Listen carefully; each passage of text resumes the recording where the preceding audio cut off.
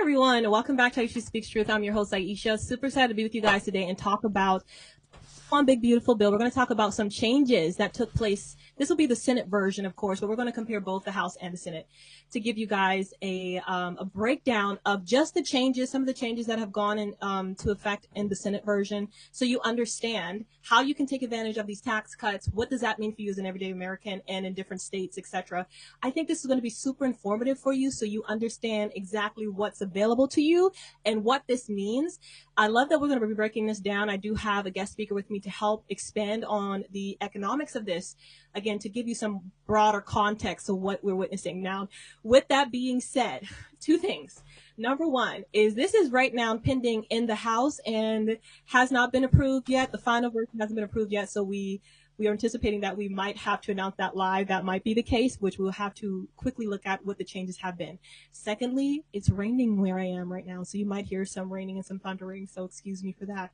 But before we get to the one big beautiful bill, I want to talk about a few things that's been trending on headline news that I've seen recently. The first one is with this guy that ran for mayor of New York, Zohrani Mamdani, who is in recent controversy because of his political stance, his ideas of communism being implemented here in the United States. Now, if you've watched some of my past podcasts, you understand how important it is to be knowledgeable on the things that he's actually pushing for in New York. Now, I am praying that this guy is not elected because I don't see how his policies or anything that he's implementing aligns with America, with our values, and his stance and his connection with Iran. It's giving concern. It's giving concern. So I think we need to be diligent on that. So I do want to share a quick video. I'm a TikToker. That's where I kind of started, well, not necessarily started, but that's one of my main platforms as well. So I have TikTok, and there is a video from a guy that I wanted to show you guys, and I thought this was very informative, of him breaking down the taxes that Zohrani wants to implement, and just, out of all of the policies that he discussed. And I know when you hear someone like him break down things, because he's politically correct, he's very well spoken, it sounds really good. But the issue is that things sound really good in theory, these policies, and this is what I'm praying for over Trump, which I think he's been very strategic in implementing. The stuff that he's implemented so far, which we'll probably dissect a little bit when we get into the one big beautiful bill, has proven to be beneficial for the United States, especially when we talk about the tariffs, which is why the mainstream media has currently gone mute on that. But anyways, the things that Zohrani Mamdani says, they sound real practical in theory. They sound like they support the middle class, the lower class, etc. He's going after big businesses, but when it's played out and it's actually practiced, and you see the behavior of people, you see what's actually going to take place. Socialism, that type of, people call them socialist, communists, or whatever. You've never seen that play out long term in a country and be successful long term. And so I think we have to definitely take that into account. It's important to do your research and not just take it at face value. Now, I do see a strategy from him that I'll hit on too. I think a lot of the Democrats are taking this cue from Donald Trump. You saw when Donald Trump came on the scene, he was not politically correct. He was a businessman, and he didn't sugarcoat that. Nor did he sugarcoat put in fancy words what he stood for and what he was going to implement. And we have seen him diligently do that. And I think that's surprising to have a candidate, even on the right, to deliver on everything they said they were going to do. And so we are now seeing this guy, Zohrani Mamdani, come on the scene, and he's doing the same exact thing. He is telling you exactly what he's going to do. Okay, so, and he's not sugarcoating it. He's not shy about it, is what I mean by that. He's putting it out there. Same strategy we saw on the right with Donald Trump, first time ever, and he actually delivers on that. And I do believe that Zohrani he's going to deliver on what he says if he is elected as mayor. So I wanted us to go ahead and play this clip from this TikToker. I think it's very informative on his taxes, that he breaks it down. Go ahead. Ron and the CNN anchor get into a bit of a disagreement. Who's right? Well, all the comments think Zohran's right, but Zohran and the comments are all wrong. I'll explain. On the city tax, though, and I know that takes effect with people right now, that top rate of people of 50,000 or more. So if you're going to be adding 2% to people at $1 million, I just did the math, right? Well, that's going to be an increase of 51% of what they pay now. I'm not saying cry for them. I'm saying if they leave, you're not going to get that money. And when you increase someone's taxes by 51%, aren't a lot of people going to leave? We're saying we're increasing it by 2% of what it is right now. And actually, no, that's not what you're saying, Zohran. Zoran's tax plan calls for an increase of 2%. An additional 2% of your income is paid in taxes. New York City currently has an income tax of 3.876% on income over... I think we lost sound. Yeah, sorry, I'm not sure why the audio cut out, but it did. That's okay. So basically, he reiterates what the news anchor had said, that it is actually going to be raised 51%. And then another one of his policies you see actually on the website, if you go to the website and you see some of his policies and you read through them, he talks about taxing the wealthy white neighborhood. Like, he's not sugarcoating his language, guys. And that might sound good if you're an African American or a minority, etc., saying, oh yeah, let's tax those white people, etc. But I encourage you to please look into the full context and the scope of what he's trying to do, okay? Because America is a beautiful nation that has, of course, a diverse group of people, and we need each other. We need each other. And you can't just divide one group of people versus another group of people. I think you need to find a better strategy that serves all your constituents, everyone in every single class within this nation, like Donald Trump has done. That I see. Now I'll digress there, but please just take a look at everything he is discussing before you take that vote to vote for him, and you understand what you're getting, and don't just take it at face value. Even when I voted for Donald Trump, I did not just take it at face value. I went and did my research. So I encourage you guys to do that as well. Now, the next thing I want to discuss, I want to just hit on too, guys. This is another win for Donald Trump and his America First policy and tariffs, is that you have GE Appliances. They announced a $490 million reshoring project, relocating washer and dryer production from China to its appliance park facility in Louisville, Kentucky. A clear win. A clear win right there. I think this is awesome. We have these bunch of jobs, these manufacturing sectors coming back underneath Trump's policy, Trump era economics. We're seeing tremendous growth. Again, like I mentioned, is why you've seen recently, if you probably have, is that the mainstream media has been kind of silent on this, and they have to give props where it's due. His policies are actually working, and it's only been 6 months. So 7 months now, if you want to calculate, we're on July 3rd. But again, we're not in a full year in, and we already see tremendous growth here. This plan from GE Appliances is actually going to bring in 800 new jobs by 2027, and it is seen as a significant win for American manufacturing, influenced by Trump-era policies and pro-American policies. Trump-America tariffs and pro-American policies. So this is the America we're fighting to restore. And today, that's the main story, shows why we can't just look away. We have to continue to push forward in this. Now, speaking of all of the changes that have been taking place and protecting our families and our businesses, etc., there has recently been, I believe this happened last month, there was a great natural disaster that took place in Texas and this year, and this affected neighborhoods, it affected roads, etc. And this is things you can't always predict. You can't always predict that storm, but you can prepare for it. And this is why you need to know about Jace Medical Services. I want you to take a look at this. You probably saw the flooding in Texas, like major flash floods in San Antonio, people getting rescued from their cars, neighborhoods underwater. It's heartbreaking. And honestly, it's a wake-up call. We don't think about this stuff until it's too late. Like, what if the roads are shut down? What if you can't get to a pharmacy? What if someone in your house needs antibiotics or emergency meds and help is not coming fast enough? That's where Jace Medical Kits come in. They are phenomenal. It's a little emergency supply of life-saving antibiotics and other meds prescribed to you and shipped to you. This is prescribed medications from real physicians. They are able to customize a package for you. I didn't get mine because I'm paranoid. I got mine because I've got kids, a husband, family, and friends and neighbors around me. And if a flood, storm, blackout, or whatever happens, you don't want to wait on medical services if you're someone who requires meds like albuterol or insulin. So if you've been thinking or haven't set a plan for having emergency meds on standby, don't wait. Jace Medical makes it super simple. You can use my code Aisha, IESHA, and you'll get a great discount on medications that you need. You can find the link in the bio or the description. Yes, guys, and I'm so excited to have my Jace Medical Kit right here with me right now and to show you guys it. It does come in this little baggie that they give to you.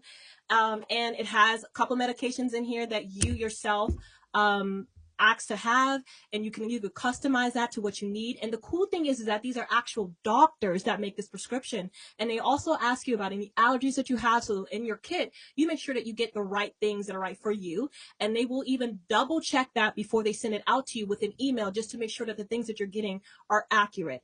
Now, again, I am not a doomsday prepper, but I do like to have some things that are important on hand, like these medical supplies. So we saw that disruptor from COVID-19 when a lot of people were out of necessities. So this is a company right here in America that helps make sure you have prescribed medications. So this is not what you get over the counter typically. This is prescribed medications that you can take advantage of. And the cool thing is, guys, if you're shopping with me, you can use my coupon code Aisha, put that into your checkout, and then you'll get a nice discount for your kit. Okay, so check them out. I think they're amazing, and I think you'll love them, and you'll be prepared with medications that you need if anything ever takes place. All right, now, guys, the portion I've been waiting to get to today is going to be that one big beautiful bill. And joining me today, I have Mike Lauber. He has a background in economics. He's going to help us explain the changes to the one big beautiful bill. And like I said, if we happen to find out that the one big beautiful bill, that final version, has been passed in the House of Representatives, we'll let you guys know here live. But as of now, we're going to share with you guys what is in this one big beautiful bill. We're going to share with you the House and the Senate comparison, so you understand what changes have been made from Trump's original version and where we stand as of now before it's that final vote is made. So Mike, welcome in. Thank you so much for joining me today. Well, thank you for having me. And yeah, I've got it up on my phone just off the screen. I'm waiting for an update to see if the House has had their vote on it. Hakeem Jeffries tried to disrupt it early this morning with his little filibuster, but ended up just putting the Democrats seated behind him to sleep and making a fool of himself. And according to J.D. Vance, his little attempt at a filibuster was so convincing that he actually got one of the rhinos to flip and decide to vote for the bill instead of siding with the Democrats against it. Oh, wow. Okay, this bill is, I went through this line by line, just the things that have been amended. The bill was originally at over 1,000 pages long. Now it's cut to 954.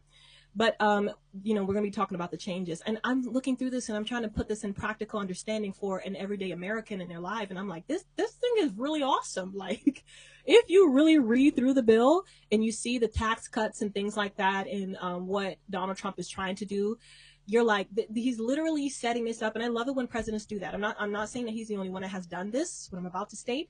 But I love it when I see presidents do things past their time. You know what I mean?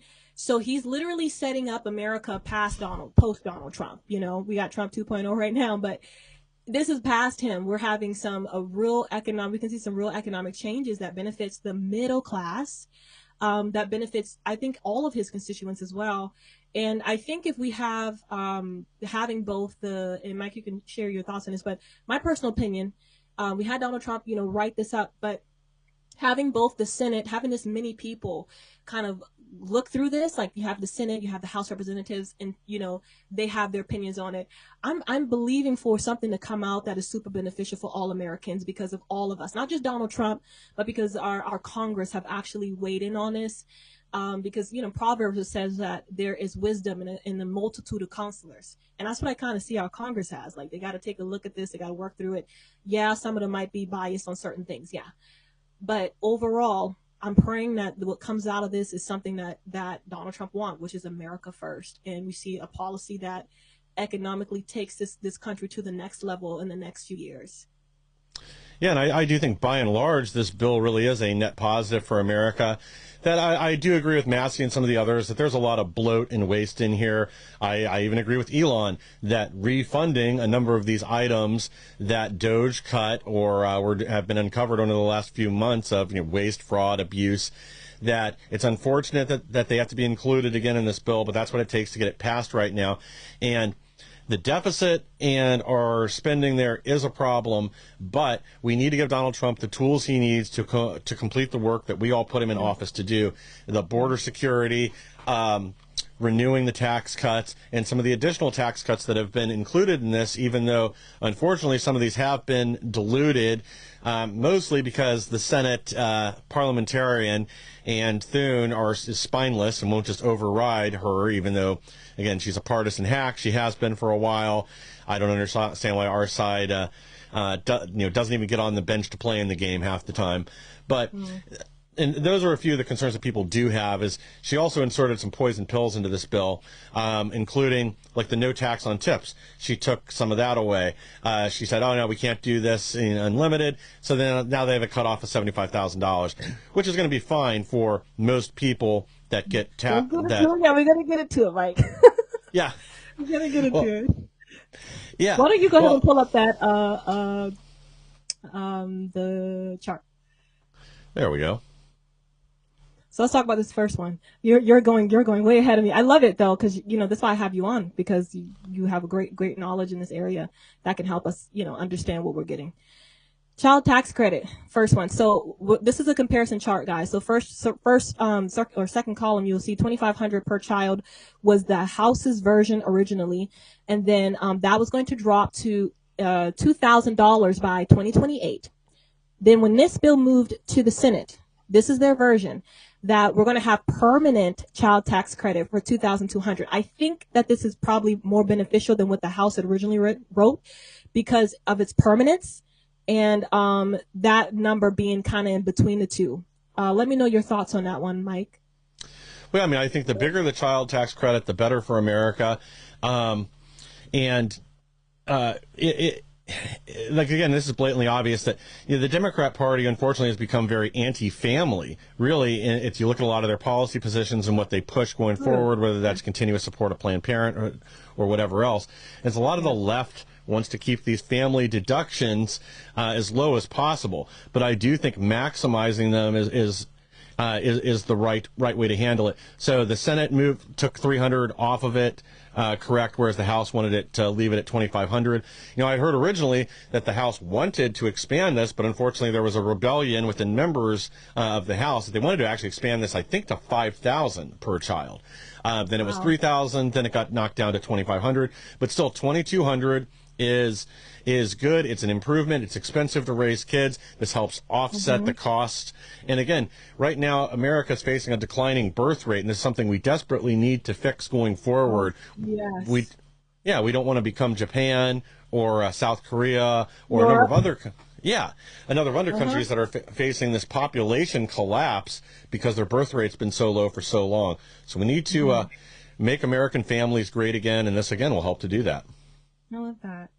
And I think it's good too. And the cool thing about this child tax credit, guys, is it's not like, pre the TCJA Tax Cut and Job Acts 2017, we saw that there was no refund, but this one actually allows you a refund, I think, up to $1,800.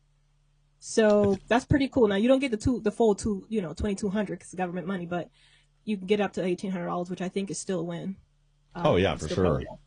Yeah, for families. And just imagine you got, 2 kids, 4 kids, etc. That's per kid. So tremendous help in bringing down the amount that you have to pay back in taxes. That SALT cap raised to $40,000 for married households, for those that are making $50,000 or $500,000 per year or less. That was under the Senate version. Under the House version. Sorry, guys. Under the Senate version, they still kept that $40,000 cap, but that's for 5 years, and then it reversed to $10,000. What I've seen is that the major places are going to be affected are the states that pay higher taxes, like New York and California. But I think it's you got 2 years, though, right? You got a few years to get your state together before your members, your constituency, your constituency, your state is hit, with that again. So, the federal government can't take a hit for too long. Well, yeah, and this is one of those that, a lot of conservatives are the ones that don't like the SALT deduction. And that's because you're essentially rewarding states that have high tax policies that punish their residents, that now you're offsetting that and you're basically making states that do have their their income tax system in order, or have no income taxes, like Florida, Tennessee, other similar states, that they don't get any SALT deduction there because they don't pay any state taxes. But you're kind of rewarding states that punish their citizens, like California, New York, Illinois, other states that have extremely high income taxes. You're now rewarding them and offsetting it with the SALT deduction. Now, I do understand the idea that they don't want to upset all these people by taking it away, but that's going to put pressure on these state governments to reduce their taxes. All of a sudden, they can't write off, because basically, like right now, we're funding their state income taxes by allowing them to write it off on their federal taxes. We're taking less money to the federal government because their state has a high income tax, whereas states that have no income tax, they don't get any deduction, so they have to pay full price. So personally, I'd like to see the SALT deduction removed, because I think that would give us a tool. If we want to look long-term into the future, how do we maximize the impact of conservatism, and how do we get more people into our camp? That's going to be how we do it, by putting pressure on these tax and spend governments, especially, again, New York and California. New York is about to spend $1 billion to put illegal aliens in a different hotel because the Roosevelt Hotel shut down. And that's money that they're getting because of the SALT deduction.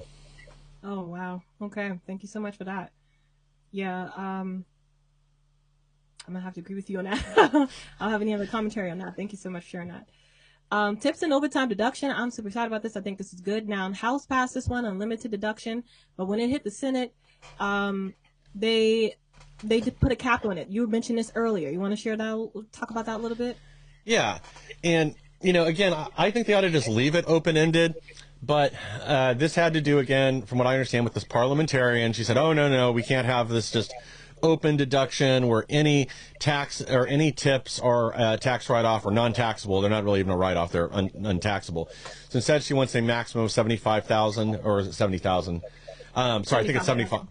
Yeah, sorry, confusing myself with all these different numbers. But anyway, 99% of people out there that work in the service industry where they're getting tips, this is not going to have an effect on them one way or another. Most of them are not receiving over $75,000 in tips in a given year, but this will affect some people at like luxury restaurants, high-end bars, stuff like that. The other open question on this, which I just heard about yesterday and haven't had a chance to really look into yet, but apparently this is something else that's being discussed, is what are super chats or things like that on YouTube? Are these a tip for what you're doing, or is this a person buying time on your program? Because right now they're taxed just like any other income. But a lot of YouTubers and other content makers are arguing that tips they get through super chats or other means, tips, buy me a coffee or whatever, that those should be considered tips because they're not obligated to do anything from them. You're just getting a comment or feedback from your people. They want to make sure it gets read on air. So there is an open discussion on whether that will be considered taxable or not under this. And there's a few other areas, too, that won't affect as many people. They're kind of same thing they're looking into. But this is what happens, though, when you have new legislation and changes like that. So some of this is going to have to get adjudicated afterwards. Now, I expect that like people at restaurants, bars, and other industries that are rely heavily on tips, that this will go through no problem. But yeah, for some of the content makers, stuff like that, they may have to wait and find out if this affects them or not. Yeah, I'm one of them.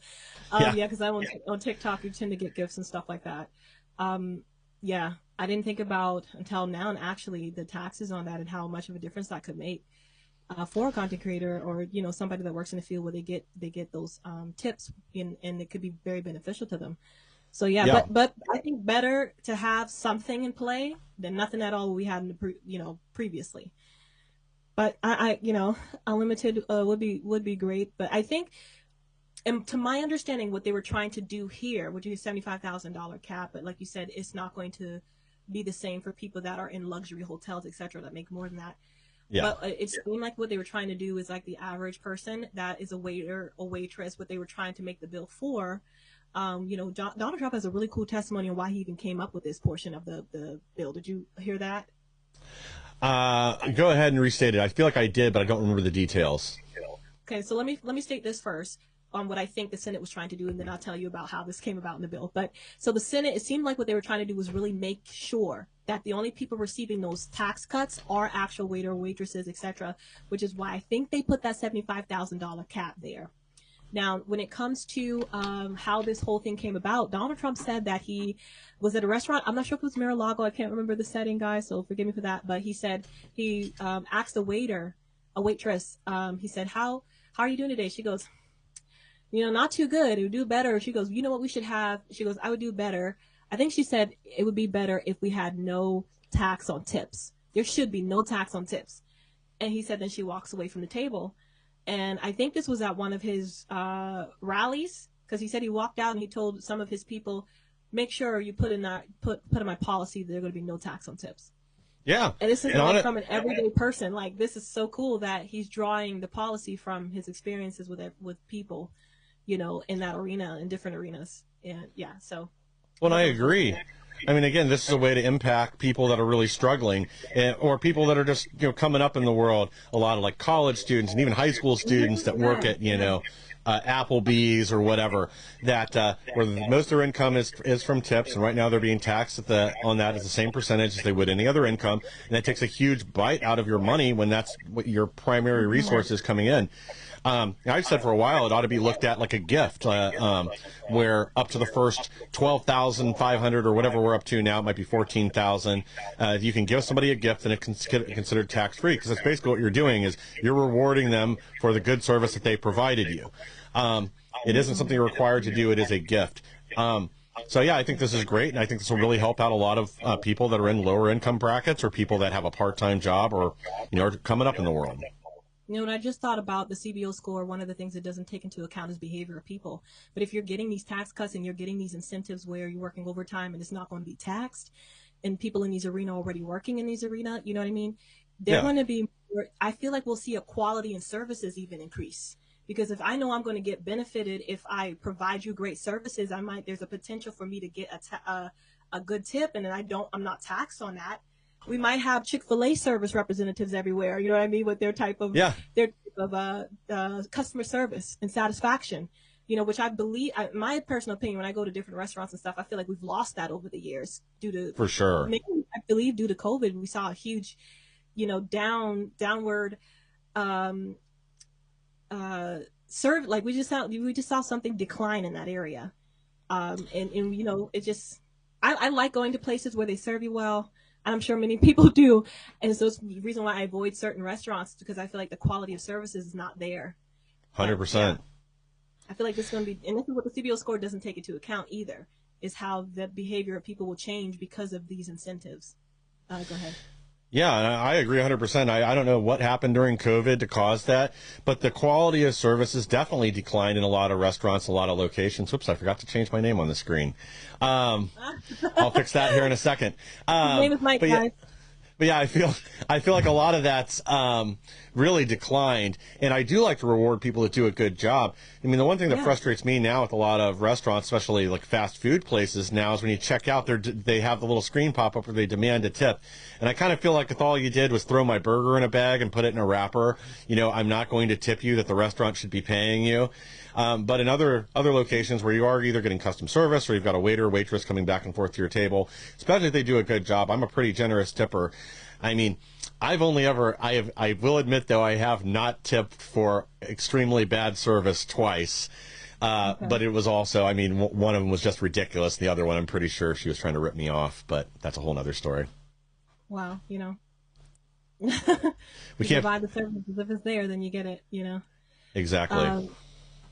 We'll move on to the next one, which is Trump savings accounts, or what do they call this one? The MAGA accounts. Yeah. It's pretty cool. Tax exempt for $1,000 per newborn, up to $5,000 contribution. You can create your own. You can establish your own MAGA account through participating institutions.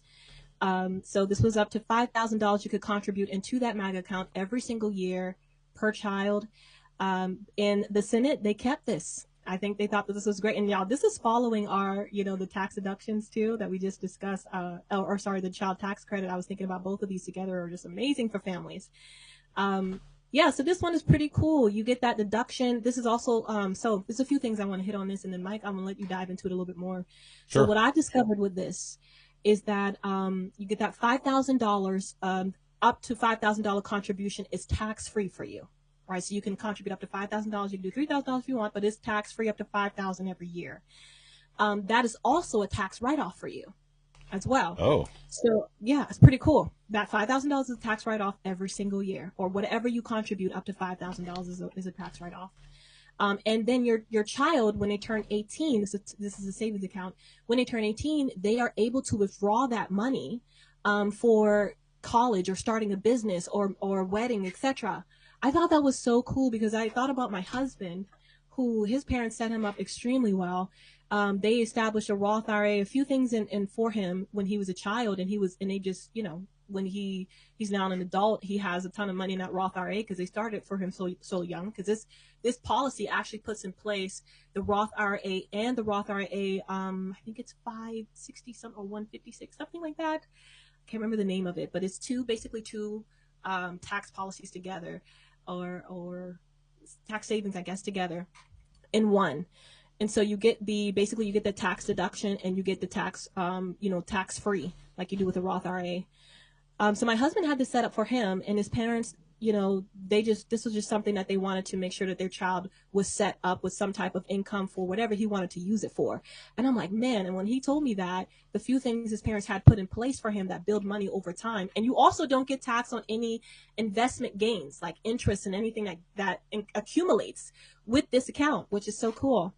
So I thought about that for my husband. I'm like, when he told me about his Roth IRA and everything, I was like, if every parent would do this, or at least have a mindset, like if in America we could establish this mindset of the future and growing long term. I know some families do that, but there are some families that don't. I'm aware of that. I'm one of them.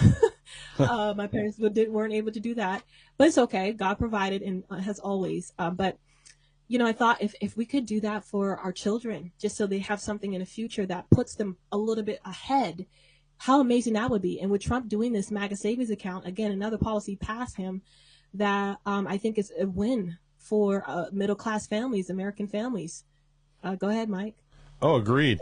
Yeah, I think this is a brilliant idea because kind of, similar to your husband, my grandfather did this for all his grandkids growing up. Started off when we were born, put I think it was just $1,000 in a CD, a certificate of deposit account that had a number of, I think it was a 10-year CD initially, and then rolled over again. But like when mine went in, and it was when interest rates were high in the 80s. So I had a pretty sizable amount of money in there by the time it rolled over. And then additional contributions as we grew up as for Christmas gifts would go into the same savings account. And then eventually those were rolled into a CD. So that by the time it reached maturity, when I was 18 years old, there was a decent amount of money in there. Now, my younger brothers all went to college right out of high school. I did not. I went out in the working world and then came back, went to college a number of years later. But, it helped all of them offset expenses there going to school, so they didn't have to all take out massive student loans or not as much in student loans, or were able to pay as they went. But I think this is an awesome opportunity for a lot of people that will take advantage of it, and it also it leaves the federal government out of it. So people will get a good return on their money instead of the 2% return we're getting on Social Security or other government-led programs where they're just rife with either not necessarily fraud or abuse in this case, but waste, where it's just not managed well. There's bloated infrastructure there at the Social Security Administration or other agencies that eat into a lot of the money that Americans are putting into it. This lets you put your own destiny in your future, and the fact that it's also an offset on your income taxes is another plus, so the parents or relatives that are making that contribution, they see a benefit from it as well. Because again, I would much rather make as much of my income untaxable or non-taxable, deduct it from the total I owe, reduce the amount of money that I've got to pay the federal government, which helps me, and this way the money I'm using helps other real people, specifically family members. Just imagine, if you're able to put in, even if it was just $1,000 a year till your son or daughter was 18, with the compounding interest and everything else on top of it, they're going to have a sizable amount of money to help. Say it's $25,000 they end up with interest. That may cover their first year at like a community college completely. So it's going to make things a lot easier for them. Or, if they're more entrepreneurial minded or have some other kind of expense, it gives them money early on when everybody's struggling to help make life easier and to help them make better choices going forward. to take into account also that child tax credit too. That's going to be helping us out. And this is the Oh, yeah. middle class win right here as Well, yeah. well. And, you could take that child tax credit for each of your kids, and when you get the money back from the IRS, you could use that for this, and then that offsets you could take that, basically make the federal government put money in an account for your child every single year that then you can surprise them with once they're 18. Hopefully they make good choices with it. Yes, yeah. Prepare them to make good choices, okay? That's right. You don't want to do all that hard work, and then when they get there, like, look super excited and thankful, and then blow it. So yeah, very much prepared. Prepare them, guys. All right, that's really good. And then we had the defense and border spending. Okay, so underneath the House, we had 150 billion defense and then 70 billion on the border. Now, this was heavily expanded. And the Senate version, what we have, and Mike, if you can check real quick and make sure we don't have any updates on that final version.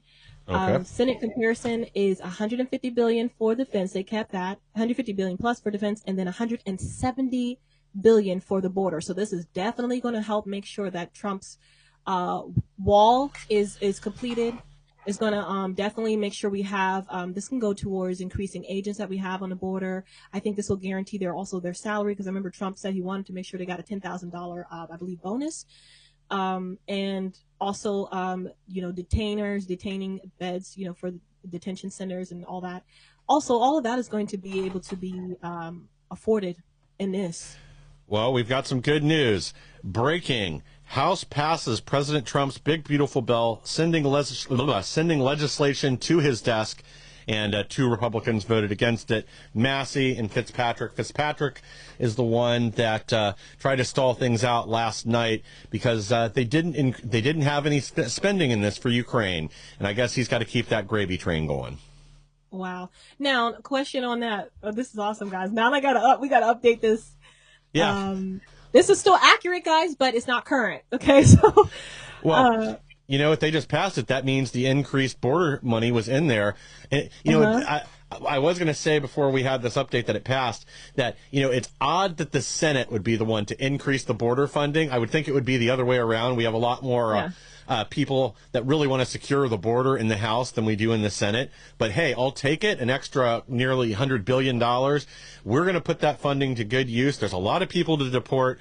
The funding for the wall was already in there. And, again, now it's only $5 billion. But, yeah, this is good news all the way around. Man, okay. Now I'm trying to find. As you said, we both said we're probably going to have to announce the final version has been made.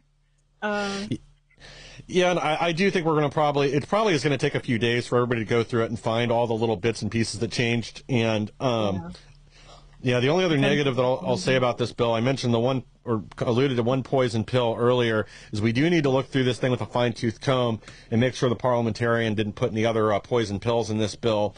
Because the one with gaming, like a lot of conservatives saying, oh, great, this will hurt gambling.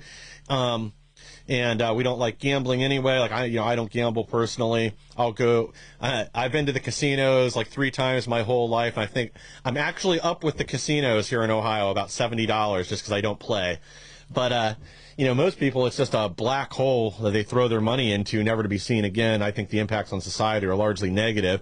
Now, if you can go there and just have dinner with your friends and play the penny slots for a couple hours, like I've done a few times, it's probably okay. But most people, unfortunately, don't have that level of self-control.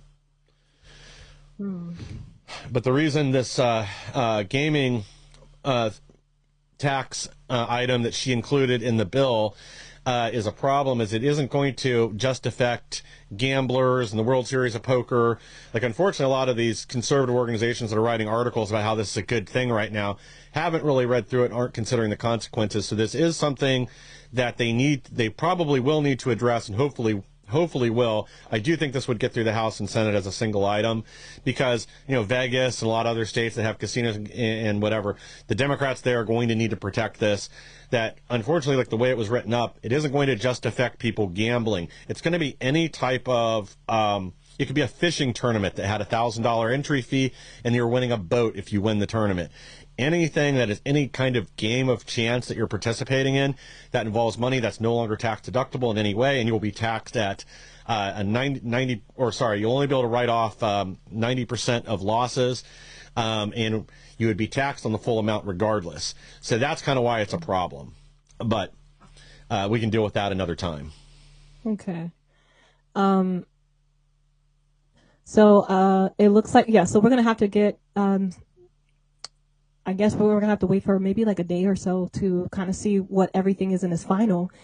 But I think it seems like they'll probably keep, one thing I know that the Senate was upset about, I think we're going to get to it, after defense and border spending, Medicaid provider tax, that gradual 6%. Yeah, the Senate wasn't too happy about cutting Medicaid, Medicare for illegal aliens, but it did make it back into the bill at the last minute. Initially, a lot of people reported this incorrectly, including myself. We covered it the wrong. Well, it's just due to bad information getting out. But we covered it this way too the first day. I was really upset that the Senate stripped this out, but luckily somebody did put it back into the bill afterwards. Told the parliamentarian to go pound sand, that this is clearly a budgetary portion of the bill and therefore qualifies. Because she played this game with a number of things that we can get into that are unfortunate. But, I mean, the worst part is Thune listening to her and allowing things that clearly are tax or budgetary, allowing her to strip those out of the bill. But that's really my only complaints there. So we had the 1.4 million illegal immigrants that he was going to remove from Medicaid. Is that what you're saying? Is that in? Yeah, it's in the bill. They took it out and then put it back in. That was about the only thing they stood up to of consequence, in my opinion. Okay. That's great. Yeah. Because, I do think that that type of service should be for citizens. Agreed. Because, the federal government's money. So, yeah, that should be. And one more little piece on this before we move on to the next portion of the bill. So another thing to remember here is the CBO was not scoring this appropriately. This will be a huge amount of savings to the American taxpayer if we pull 1.4 million people off Medicaid and Medicare, illegal aliens that are here. That is going to save billions of dollars, because even if you pretend it was only $1,000 a person spending, that would already put it up to 1.4 billion, and it's going to be significantly more than that. So I would say at a minimum it's going to be $14 billion in saving. Realistically, significantly more than that when you start factoring surgeries and everything else that go into what these things cover. So realistically, this could be $50 to $100 billion in yearly savings just by pulling the illegal aliens off of these medical programs. Okay, I want to ask you a question really quick, and then I want to hit gender affirming care along with the Medicaid thing before we hit Planned Parenthood, if that's okay. Oh, yeah. So do you remember there was a whole debacle in the media about Donald Trump's birthright citizenship? Yes. Do you remember the final verdict we got on that? Did we get a final? I believe we did, right? Did we get a? Well, the Supreme Court allowed him to continue to pursue it. Now, ultimately, I do think it's going to get tied up in court, and we may have to have Congress get involved. But I think President Trump and their interpretation is clearly correct, that this is being entirely misappropriated, misused today. This was never supposed to secure the citizenship of people that come over here for birth tourism or illegal aliens who happen to give birth within the United States. This was to protect people, former slaves that were here in the country, who otherwise some of these states were trying to kick them out of the country or say that they still didn't have any voting rights or they weren't U.S. citizens. It's to address a problem at the time. And again, no one following 1865, or I'm sorry, I can't remember the year that amendment went into effect, but following the Civil War, no one considered that this would ever be an option, that suddenly this is going to be a key to coming into the country, having an anchor baby, and then suddenly your entire family can move to the United States because a child was born here. It was never intended to be that way. This has been misused and abused for decades now, and I think Trump will be able to win this argument in court ultimately. But for now they left it open. But we'll see what happens going forward. And I think that one tie into the injunctions too by lower court judges, where I remember a Supreme Court ruling or court ruling on that as well. Yeah, that was part of the decisions that came from the Supreme Court last week. I don't think it was directly tied to the injunction ruling. I think those are two separate things, but these all came out at about the same time, and a lot of them are overlapping. And as you're starting to see now, you're starting to see a few judges try to weasel their way back in and still issue these injunctions. Like they just put one on HHS on RFK Jr., even though, again, the Supreme Court and lower courts have already sided with President Trump, saying that that either he directly or the people that he's appointed, especially the ones like Kennedy that were approved by Congress, have the authority to determine who works there. But these lower court judges are going to do as much damage as they possibly can because they don't have any other way to stop Trump or Trump's agenda right now. Okay, so then we have, let me get back to, there we go. Gender affirming care. I wanted to hit on that too because with the Medicaid. I remember them having a ban on it for children under the age of 19, not being able to receive any gender mutilization services. Let's just call it for what it is.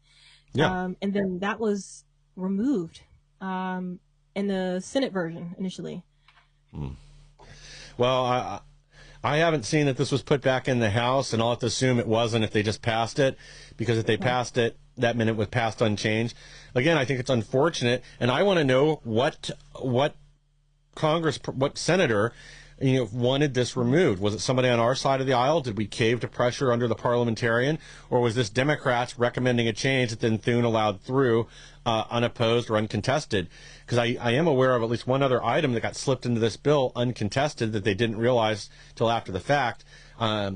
That particular item isn't anything particularly damaging or anything else, but I think it was just money going to a specific district for a hospital or something like that. But again, it got slipped in. Nobody knows how it got there, and the fact that it got in unopposed is a problem. That there's nobody checking this stuff. Yeah, I think. Yeah, personally, I think that's wild. I think that should have automatically been something that was included, again, like you said. And I would like to look into that too, because you mentioned earlier about the Democrats mainly attacking family. And we see that if you look at the different policies that they have in play, it does not promote family. Yeah. And so, you have all these research to show that, children's brains aren't fully developed, I believe, until they're like 21. And then you're allowing them to make these changes to themselves or affirming them. So, and this is like an industry that makes billions.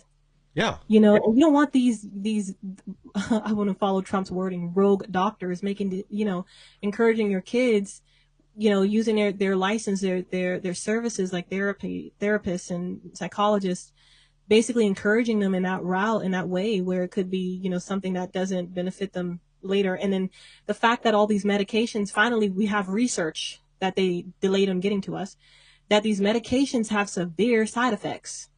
Okay, yeah. So, life-threatening side effects. Yeah. So, sorry, go ahead. And you think, and you think that that's the best interest to give your kid. And I think it's important that we, look into these things thoroughly. And I love what Charlie Kirk said on this. I was at a Turning Point USA summit, and someone asked, what do you do if your child is, experiencing this, where they have seen it in their school, etc., and they're thinking about transition, or they feel like they're a girl, but they feel like they're a boy, etc. He said, don't take them to the therapist or psychologist. Yeah. And I think because these people, they're very wise in their wording, they have the knowledge and all that, but you don't want somebody benefiting financially without actually caring for the person in front of them. And that happens a lot. And that's what I think he's coming from. I'm not saying every therapist and psychologist out there is horrible. That is not at all what I'm saying. But you do want to protect your child's innocence and help guide them through that. Me personally as a parent, that's like my responsibility. And I'm not going to hand my child off to somebody that doesn't have the best interest at heart. So, we'll have to, I guess, see the final version. Hopefully that was in there. Wait for them to make that decision when they're older. I'm sure it wasn't in there if it was stripped out in the Senate, and that's I did a little bit of looking there a second ago. Everything I see says it was stripped out in the Senate, which means the version the House just passed, it was gone too. But yeah, that's something we should really make it a fight, because you're right. Like this is evil on multiple levels. Whether people are, this is the really sad part is. Our elected representatives should be looking out for what's best for your kids regardless, but a lot of them don't care, unfortunately. And a lot of them, they're lobbyists. There's a monetary reason for this, too. Pharmaceutical companies make up to $1 million a year off every transgender nutbag out there, just selling them all the pills that they need, the Lupron, the cross-sex hormones, the other drugs that they need, especially for the male to female transvestites. The drugs alone are hugely, hugely expensive, and they've got a lifelong customer now because once you've chopped off your bits and bops, you're a patient for life. Unfortunately, the argument is, yeah, you're a patient for life, yeah, and the argument is, that. And, doctors, when they prescribe medications, they try to do that, and they think that this is the better interest than the other thing. But it's like, if they're struggling mentally, and they will struggle mentally, and they, with, potentially get into a place where they want to harm themselves, don't you think that a medication that over the long haul of them using it to basically suppress certain chemical reactions in their body is not going to also possibly lead them that same route when they have to deal with all of these medical issues and need another medication for this, another medication for that, because certain organs are failing? Like, I think it's a serious thing. And I also want to say this, because Charlie Kirk did not state that without giving a solution. He said that make sure you talk with your children. You help them through this. Don't just leave them there or say that's stupid or anything like that. Walk them through this. Maybe get your church members involved, mentors that you trust, to help your child through this in a sensitive and honoring manner. And I think that call out the problem, but make a solution that could benefit your family. And I think that's the better route. Personally, that's the route I would take. I'd declare in Jesus' name, my kids will never have struggle with that. But the world we live in, you need to have a solution that benefits your family and takes your child in the direction where they really need to go. And they won't regret things later on, because of, again, even if they don't see it now, side effects from those medications are very severe. You have to look into it. Well, let me just say one other thing before we move on to the next topic here on your lovely graph that you have. Maybe this is maybe we can use this as a rallying cry, because this is something that should have been left in the bill, because anything that the House, not everything, due to these rules, the way that they work, not everything in the bill had to be budgetary or tax related to meet the requirements of the bird rule. Anything that the House and the Senate agreed on could have still been left in there. So, I mean, this was done intentionally, and maybe that needs to be our rallying cry now, to completely eliminate this, at least as much as we can, from the federal budget in any way possible. One of the other defeats in this bill, or somewhat defeats, was they were supposed to defund Planned Parenthood for 10 years, and then it came back out of the Senate where it's only 1 year. So you know what? If that's the kind of games they want to play, then maybe we need to make this the rallying cry going forward, and we'll make it a 100-year ban now. They wanted to play games with the 10-year ban. Let's make it 100. I've heard, I want to say it was Speaker Mike Johnson, maybe? No, probably one of Donald Trump's, cabinet members, or one of the speakers. They mentioned that this is not going to be the only bill. So they said, I think they said every fiscal year they can do a different bill, and they don't have to just stop here when it comes to fighting these things. Now, I think him putting it in this way, having one big beautiful bill and going through this fast track, is the smartest way to do it, because it doesn't allow people to put in extra budgetary things later on down the road, like add to the budget. It doesn't, it's faster, and it allows a lot of the things to be accomplished with the majority vote versus getting that 60 vote, through the regular route. He got 50, you just need 51 to pass it. And it just seemed like a more secure way to get the agenda going forward. So I think this was very strategic, very well done. And they said this is not going to be the only one. Yeah. So. And I'd agree with that. Like, right now, the important thing was getting across the finish line. I think everybody knew there was junk in this, and there are going to be things that we don't like and things that are going to have to be addressed later. But now the stage is set. Now we have a lot of the tools that we'll need to fight more effectively going forward. And again, the Democrats were in total disarray. So when additional bills come forward, they're going to have even less power. So it'll make it even easier for us to get our agenda through and help get our country cleaned up. All right. Amen to that. Now, while Washington debates our future, your retirement, guys, does not have to be debated. You can protect your hard-earned savings the smart way with Augusta Precious Metals. This is an amazing company, guys. It's a U.S.-based company founded in 2012 that specializes specifically in gold and silver IRAs. They helping retirement savers diversify by rolling over traditional IRAs or 401ks into precious metals.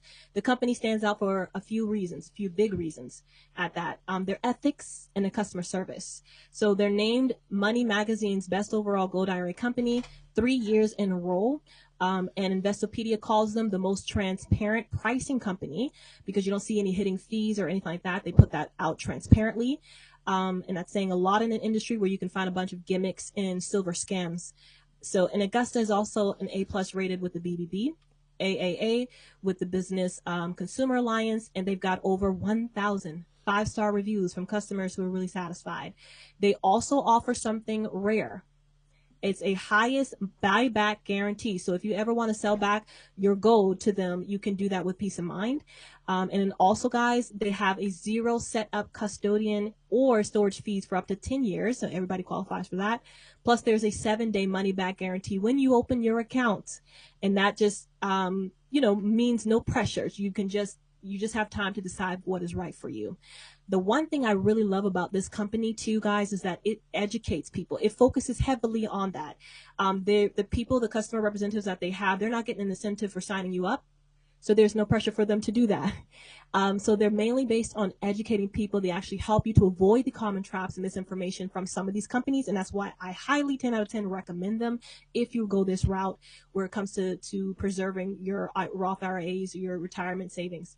And you can choose your own gold and silver products. They don't push you on any of those things. You basically stay in charge. And if you're looking for something that's that long-term honest support for your retirement savings, Augusta Precious Metals really delivers. And I believe you'll be able to find how to, get set up with them. You can get like a little consultation with them as well. They're very, very transparent. I would highly recommend them. A lot of their policies and everything that I've read through myself is very much, it's conservative and it's Christian based. And I love that. They stick with that. And, they act with a lot of integrity when you work with them. And so this is one that I would definitely 10 out of 10 recommend because I know you'd be in good hands. So if you are thinking about rolling over your retirement savings or Roth IRAs, check out Augusta Precious Metals. You can get a consultation, see what they're all about, and you can get that education for yourself so you make the right choice. Okay, back to this big, beautiful bill. And I got another little quick update for you, too. Come on with it. All right, I want to give a shout out here real quick to my friend Todd Bensman over at the Center for Immigration Studies. But this is a just released report. They've been studying how much money goes to illegal aliens versus American citizens. And when you factor in Medicaid, Medicare, all the other housing, food benefits, cash benefits that were paid during the Biden years, last year in 2024, more money was spent on illegal aliens than American citizens here within our own borders. Wow. Yeah. Thanks for sharing that. Who sent that to you? Can you? It's from Todd Ben. Well, he didn't send it to me, but Todd Bensman. He works over at Center for Immigration Studies. He's been a regular guest on my program for a while. A friend of mine. I've actually worked with Todd for years now, on and off on different things. Actually, haven't had him on in a while, but he just posted an article up, and they just released this study, and I was just glancing through it a second ago. I mean, this data is unbelievable. I'm going to go through this more and report back, but yeah, I'll forward it over to you when we get off air here. That's really good. Thanks for sharing that. I think that's very insightful. We need to know that as Americans is to, see where this money is going and what's being done. Oh, and sorry, I misspoke. They studied 2022, not 2024. Okay. Great, which might have increased in 2024. Who knows? Yeah. Also, okay, so AI regulation bans. So we got a few more left, guys, to talk about in this one big beautiful bill. So this is a 10-year federal ban, which we discussed, I think, on my last podcast, and thank you for sending that update, is that this would be regulated by the federal government, not at the state level. So we still got some regulations there. And then the Senate kept this intact as well. I know that there's some conservative voices that I'm aware of who do have strong backgrounds, not just Lindsay. She was one of them who's a private investigator as well. who deals with child sex trafficking, and there's a few others that I know as well, and in her same arena. They deal with child sex trafficking, where they want extra security when it comes to AI. And I see their point, and I can't say I disagree with them because of the things that they've seen and they've had to witness, and the route that they have to go to help individuals. So I think I'm grateful. I think what I like is that there is some regulation. But what I think Trump did here is he made sure states like, for example, California and some blue-leaning states that oppose him just to oppose him. It's just what it looks like. That they don't try to, go ahead, Mike. They don't just try to put it's kind of a mixed bag because and I could really go either way on this one, because if the federal government does a good job regulating AI as it starts to really come online here, then I understand the point that they have, that they don't want every state also creating their own regulations and therefore making it extremely confusing. Like a good comparison would be gun laws. How when you move over a state border, all of a sudden you can be under totally different rules about, concealed carry or transport or magazine size or any number of other things, where it becomes extremely confusing. And there's a lot of people that have gotten prison sentences because they didn't understand some minor change from one state to the next. I mean, there's a lady that accidentally drove into New Jersey, got stuck on the highway, and then charged with possession of a concealed weapon, which she wasn't intending to go to New Jersey, but her exit was closed, and then she happened to get pulled over before she could turn around. So, I mean, I understand that, but at the same time, if the federal government isn't doing anything, which that's what a lot of people suspect, that this is going to be a big push to get AI to come online, so there's going to be very little regulation, and that sets up potential for abuse or other wrongdoing. So that's the concern. It is both directions. It's Trump's concerned about California or other blue states setting landmines or traps for AI as it comes online. And again, not because they think it's a good thing or a good thing for their state. It's just to try to harm Trump's agenda. But there's also some concern with red states where, they may put up laws that affect AI companies that could be for a good intended purpose, but has a net negative effect on their ability to roll this out and roll out programs and make this industry a success and make it centralized here in the United States. So there's a legitimate concern on both sides. It's also a states' rights issue. States should be able to regulate what goes on within their borders. So we got a 10-year, federal ban, and I think then after that it goes to the state, right? That's my understanding, or they could renew it. But I guess the concern is, like the Patriot Act, it's just going to keep on coming back over and over and over again, that they'll remain. My concern is you had, in the beginning, like first few months of his presidency, Donald Trump brought in major players for the AI, advancement to put us basically on the top of the ladder when it comes to this sector. And, and the fact that both the Senate and the House agreed on this, I think it says a lot, because, that's going to be tons of money, or, probably billions of dollars coming into America with this AI technology that we have, and as well as that could help with a lot of security as well, all that. So I think it was one of the top guys in AI that actually is establishing a plant here, or a hub here. So yeah, I mean, you don't want to backtrack that. They just invested here. No. So, now, the one other concern that I heard at the state level is like putting some of these data centers in that that there are some states that they don't want them, popping up in some area and, affecting a small town or a farming community or whatever. And I think this actually goes back to the Microsoft data center that never was in Columbus. They bought up a huge area outside of Columbus, Ohio. They were going to have this, I think it was a 2.5 million square foot data center for Microsoft. They cleared all the land, they poured a bunch of concrete, and then Microsoft backed out.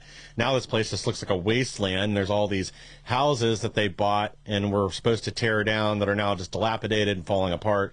So I understand the states wanting to have some say in this. My only other concern is we all know how much Congress likes to act, especially when they have to tie their name to something and put a law into effect that regulates something, that they hate doing it. So my only other concern, well, I'll agree with the detractors here, is will Congress act if we really need them to, or will they just shirk this off like they do over and over again and just ignore the problem? Okay, now I do want to read this because We don't just have the one big beautiful bill covering this issue. Do you remember First Lady Melania Trump signing the Take It Down Act? Yes. On May 19th? So that also went into effect, and that is including AI generated deep fakes and revenge porn, non-consensual intimate imagery as well. So that is also something that we have to also consider, as being a part of the law that protects our children. Yeah. And the AI, how it's regulated and how it's managed. So I think that's going to be a definite aid to this. And like I said, I could really go either way on this. Now, the other recommendation I saw that made more sense, and I think this was, if it wasn't Glenn Beck, it was somebody else on his network, and I'm sorry, I'm forgetting who it was exactly that brought this up, that this is a good idea for AI to get off the ground, but they thought that 10 years of a period of it just being strictly the feds that could regulate it, that was too long of a period, that maybe it should be 4 or 5 years and then allow regulation at the state level. And, I could agree with that too, because that is a long time, especially with something that's developing this rapidly. That is a long time to leave it in the sole responsibility of the federal government. I think Donald Trump, I agree with that. I think when you look at his history on how he's managed things, I mean, he only has like 3.5 more years. Okay, so I guess we have to look at who's after him too. That goes into account. But I'm speaking directly underneath Trump.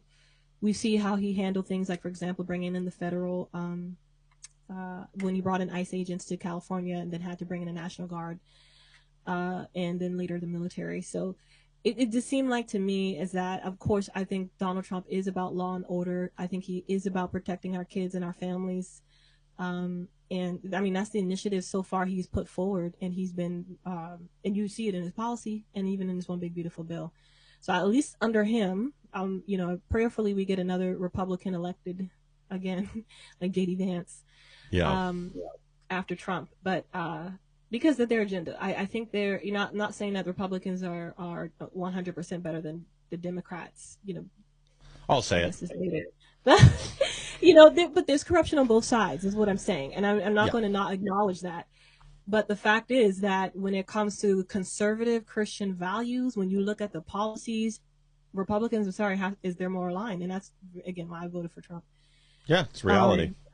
And I like that he's just straightforward. Like, what you see is what you get. He's not sugarcoating anything he's going to do, and he did not. But really good. Now let's get into the. Well, do you have you go, and then we'll get into the green. Green aspect. Yeah, because I do think, like, by and large, despite some of the changes that I don't necessarily like that the Senate input or changes that they made, I do think by and large this is going to be a good bill for America, including the AI regulations. But as you said too, at the end of the day, it is up to Congress to act and do some of these things. And I talk a lot about them shirking responsibilities, leaving it to independent regulatory agencies, other things like that I don't like. Maybe this will be something that will force them to act. They already have to deal with the Chevron decision, so they can't just let independent regulatory agencies do things anymore. So maybe this will be a good first step in forcing Congress to actually get involved, sign their name to policies like they're supposed to, instead of shirking responsibilities and leaving it to independent regulatory agencies. Now we get to the green deal, I guess this is, and the EV tax credits. Yes. And this is also, I think, including the EV mandates, large rollbacks, and then we had large rollbacks under Senate, and then it was fully eliminated under. We had some rollbacks under House, and then under Senate it was fully rollback. Now, to me, because I've seen a lot of people say that, this benefits, or at least the mainstream media was saying, and which is why I had to go look this up for myself, go through this thing line by line, ask for help when I didn't understand things, like calling you, somebody who understands a little bit more than me, or other people, to break down certain portions of this bill so I understood what we were getting into. And then I was confident enough to talk about it on either podcasts or my videos. But anyways, this seems like a heavy hitter to Elon Musk. And I feel like I can't go. I had somebody ask me in one of my videos, what do you think? I haven't answered it yet, but with another video just yet. I haven't even publicly said anything about it necessarily in this regard. That people are saying that this bill benefits billionaires, but a president has to, first of all, I think the president has to cater to all their constituents. You can't just select a group of people from, that you're going to just serve in America. Like, this is the president, you know what I mean? Like, he has to serve every single sector of society. And when you think about these rollbacks that would have put billions of dollars in Elon Musk's pocket, this doesn't seem to me a win for him at all, which was one of his biggest donors, which, Candace Owens said, keeps going for that lady, Adelson. What's her name? Oh, we had this discussion earlier. I couldn't remember her name either then. Yeah, but Adelson, we'll call her Miriam Adelson. Yes, there you go. Good job. I just remembered it out of the blue. Yeah, Miriam Adelson saying that, Trump's catering to her. It doesn't look like Trump's catering to any of his friends, billionaires, etc. Not even Israel. I mean, they still got a tariff smacked on them as well. So it doesn't seem like to me he's doing anything in interest of anyone else but the American people. And you definitely see that with the Elon Musk situation, which I have to take Donald Trump's word for it because I don't see any other reason, or Elon Musk hasn't stated any other reason why he is upset with Trump other than the OBB, which these mandates takes billions from him. Yeah. So. Well, I mean, we've had these electric vehicle tax credits going back over 10 years. How long do we have to subsidize an industry before they're capable of making it on their own? That's the question you really have to ask. The whole reason for these subsidies initially was to help electric vehicles hit the road. Now, there's also this factor, too. The American people, by and large, don't want electric vehicles. I mean, Chevy and numerous other automakers are withdrawing from it right now because they're not profitable, or the ones that they are selling, they're coming back with too many problems, too many issues that they just don't make money for the companies, and they just don't sell enough of them. Like, it's not ready for prime time. It's like these subsidies had to go at some point regardless, and now is as good a time as any. Tesla is already well established, though they have taken a hit financially due to mostly like the left's backlash, the Tesla terrorists and other people now that won't touch them with a 10-foot pole. But let's face it, Tesla's the only electric vehicle company that really makes a viable electric vehicle anyway. We had the Chevy Volt until those things were catching on fire on the highway left and right. The Nissan Leaf has always been a piece of trash. BMW's never really been able to hit the market with a product that's really caught on here due to limited range and other factors. But we can't keep subsidizing an industry forever. So, Elon Musk took a hit on this, but he's a big boy. He's got other programs, too. The Teslas will continue to sell. They'll continue to be profitable. It may hurt their overall bottom line a little bit. But regardless, it's the right thing to do for America and for the American taxpayer to end these subsidies. I totally agree with that when I look into it, too. And like I said, I don't see Trump catering to any other nobody. It doesn't, like, he says he has friends or whatever, and he says that, but you see him putting America first, even if it means those friends are upset with him. So I don't think anybody's pulling Donald Trump strings except for Donald Trump, to be honest. It doesn't 100%. look like that because he's not catering. None of his policy says, "Oh, I'm going to help out my friend. I'm going to," it doesn't say that at all. It's everything that he said he ran on. That's exactly what we're getting. Okay, so I think we got is it Pell Grant? Is that it? We got the other House items. We got Pell Grant changes, which actually I'm not familiar with this item, or not that it was removed at least. This first time I saw that, I missed it when I read through your thing earlier. And the other items. Most of the other deregulation and defunding. Planned Parenthood's the only big one I would put under that category that I can think of, because a lot of the rest of them were pretty inconsequential when it comes to the whole country. Maybe it affected a specific area with funding that might have gone to one project or another, but nothing that would be of a national concern. All right, I'm going to read what I have for the Pell Grant restrictions. So this one says, the House adds stricter requirements. Students must take 12 plus credits full time. And lose eligibility after 6 years. The Senate removed those restrictions, keeping Pell Grants accessible to part-time and non-traditional students. Yeah. Well, those sound like they would have been good changes anyway. I know a lot of people use Pell Grants when they're in college. I actually used one too, at least I was still at first college, and they helped offset a lot of my expenses. But part of the reason I got into that was, initially, because they have that look back and they look at your prior year's income before they determine if you're eligible for any type of financial aid or whatever. They looked at my previous year's earnings, and it was, I mean, their requirements were not that high, but I was way over the requirements for any other type of financial help. Yeah, so, well, at least that's rolled back. I think it'd be super helpful for students. I mean, I haven't looked much more into it other than that. I mean, I'll say this. I do think it ought to be something for full-time students, not, part-time. Yeah. And it sounds like that was one of the changes they wanted to make. This probably would have been a good change to leave in there. But in the grand scheme of things, I just don't think it's going to be that much money or that much savings or would have made that big of an impact. It's not something I'm going to lose sleep over it not being included. Okay, cool. Yeah, I'll look a little bit more into that. Yeah, I don't think it's huge either. I want to also look into the non-traditional students portion too. Yeah, that sounds a little more like these were getting handed out to non-citizens and other things. Yeah, I want to look into that too. Which I mean, as long as they are, they're here on a student visa or something like that, and they are, doing what they're supposed to do, they got everything legal. I don't see a problem with that. But I just want to look more into it to see what does that mean. Yeah, I guess I'd want some. Bring that to you guys another time. We'll have to bring it to y'all another time. Yeah, unfortunately, I'm not familiar with this one as much. It wasn't on my radar, but yeah, I'll do a little looking into it also because, if it was going to get it under control a little more, then I was probably good. But we can't win every battle. Truth. I just pray that, I think for the most part, this bill seems like a huge win. I saw Donald Trump just post on his Truth Social. It popped up on my phone. It says, this says conservative brief breaking. President Trump's big, beautiful bill passes the House. Will head to Trump's desk tomorrow to be signed. Yay. Congratulations, Donald Trump, for getting it by July 4th, like you said. I think he has such a strong team. If I could end with that, it's such a strong team that they would do, they would make these changes. They would talk with Republicans on the floor to turn them over, do all this work to try to get it to him by July 4th, like he wanted. I think his team this time is super strong, much more stronger than the first term. Yes. Yeah. So they're really getting it done.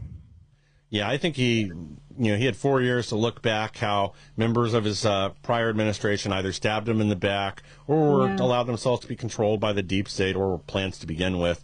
And I'm sure as they went through the selection process, that was a key factor in choosing who he put in one role.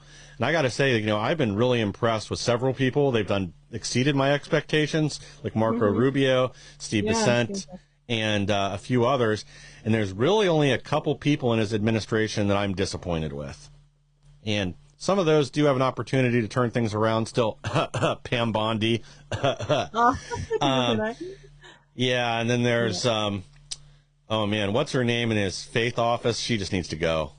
I'm sorry. That lady's Paula White. That lady's an embarrassment. Why do you want her to go? She just had a meeting with the Moonies, with the cult. The lady thinks she's God and was honoring her. I mean, unfortunately, she's more TV and presentation than she is God's servant, at least in my opinion.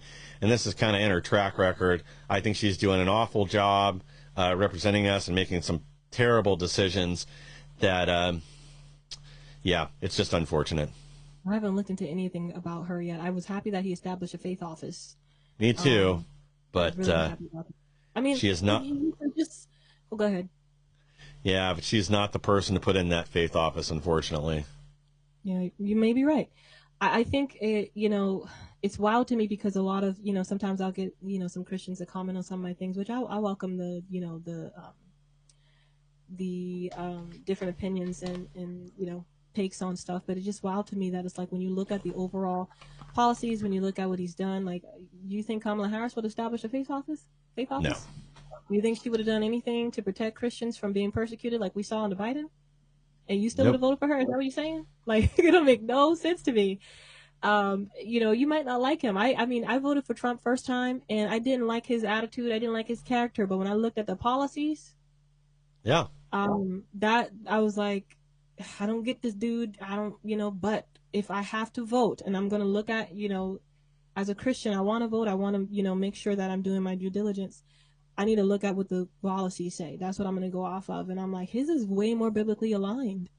than the other candidates. So that's why I voted for him, even if I didn't like his character. I didn't like some of the things that he said. And then when it came to the mainstream media calling out him racist and all that stuff, and then you look at the fact that he has an NFL player who's a black African American as his leader of HUD, and then all these other ethnic groups like in his this guy, that don't add up to me. Like, so I'm like, I mean, this guy was getting honored by the NAACP in the 80s for bringing programs into New York, into the Bronx, and the black community to help them get the skills they needed. He did for the black colleges. Come on, like. Yeah, or getting, who was it that gave him the award alongside Rosa Parks and Muhammad Ali?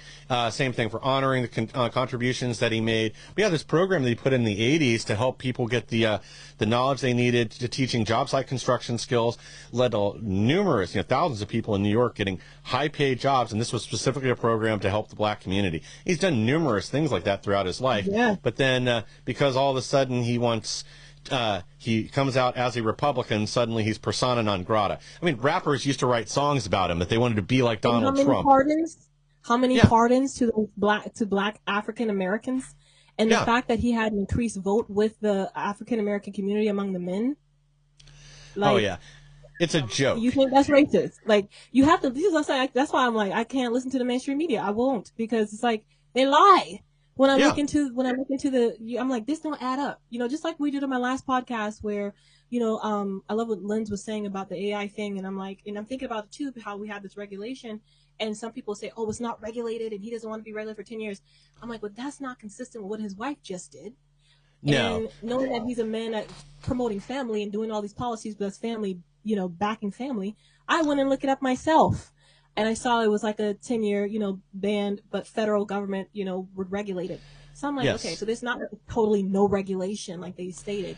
Well, they lie and misconstrue about everything. I mean, one of the latest ones, and sorry, this is a little bit off topic, but it's going to give me a second and it'll lead right back into it. But, the mainstream media earlier this week had to admit the tariffs were working, that we had record amounts of new revenue coming into the federal government. Well, now they're out there trying to reverse that and pretend the tariffs are bad because, what's his name, the little crybaby that owns the Mavericks? Hang on, let me pull this up. And I'm sure you guys, somebody's screaming at the TV right now. They know exactly who I'm talking about. Mark Cuban. Mark Cuban's out there crying that now he can't produce his luxury pet beds and sell them for under $250 a piece. I don't care about Mark Cuban. If he's having these things manufactured overseas, and now there's a tariff on them, that's not my problem. Tell him to bring the manufacturing home.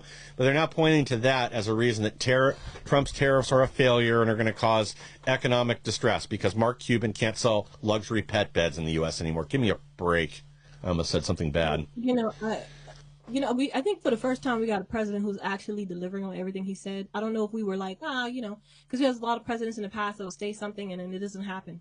But he literally said, like, he's going to do tariffs. Like, he literally said that. But way before he ever became elected. And it's like, once he's elected, probably should start moving your way to make sure you're manufacturing here. And they're doing exactly what he said. I mean, just yesterday, we now have a trade deal with Vietnam. We've got the one with China now done, too. This is going to bring in much more revenue for the United States, get trade under control, and we've already had an increase in U.S. exports since Trump assumed office, and we had the Liberation Day tariffs go into effect. So everything that the media's told you was going to happen has not, other than, I guess, Mark Cuban can't sell expensive pet beds anymore. I mean, it's not going to, it's not like it's not going to hit everybody. You know what I mean? Like, there's no perfect policy, but like... but it's an agenda that he has established to economically take us to the next level, which if he didn't establish, we would be declining. So, I understand that too, but I'm like, overall, it's beneficial for majority Americans. Agreed. So, I mean, and if Cuban wants to move the pet bed manufacturing to the United States, then the price can go down. He won't have to pay the tariffs.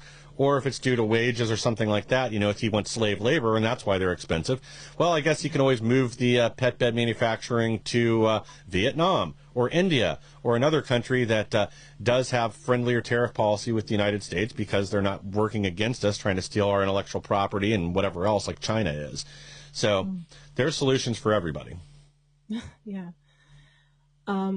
Well, guys, we just looked over this one big, beautiful bill together. Mike, thank you so much for being with me today and helping Thank you for having me. to dissect this. Love having you on.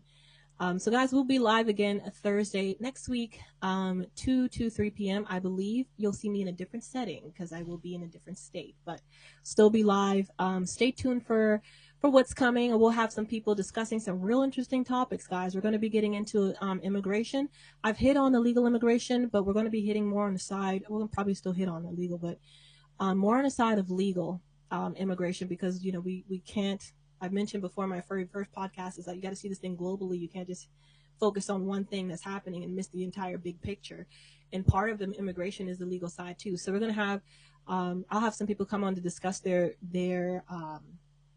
experience under Biden, experience under Trump, and getting different visas as it pertains to what they're doing here in the U.S. And so I think that's going to be an interesting topic, interesting conversation as well. So stay tuned for that.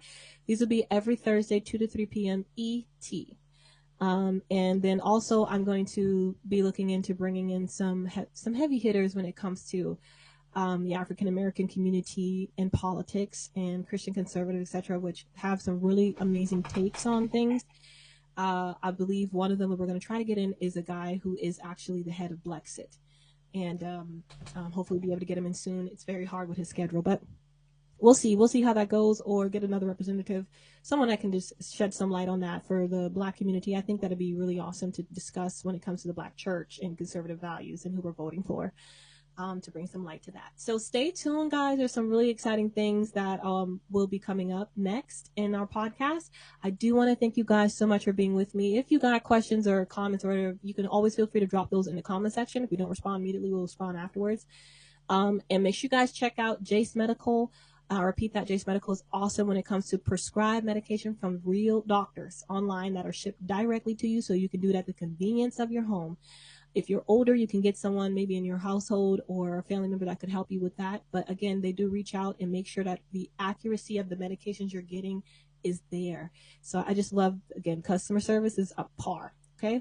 And then also with Augusta Precious Metals, another 10 out of 10, a company I'd recommend if you are looking into investing, or you know, turning your Roth IRAs or your investment income into, or retirement income, into gold and silver. Again, there's so many things put in place with that company that allows you to be very safe when it comes to making that transition, including the buybacks guarantees that they have. So look into those, guys. Again, thank you so much for being with me. This is a way we can stay informed. If you hop on, we'll be definitely make sure that you're informed and you know what's going on and how things pertain to you as an everyday American citizen like we all are. So thank you guys so much for being with me, and I will see you guys next week. Bye.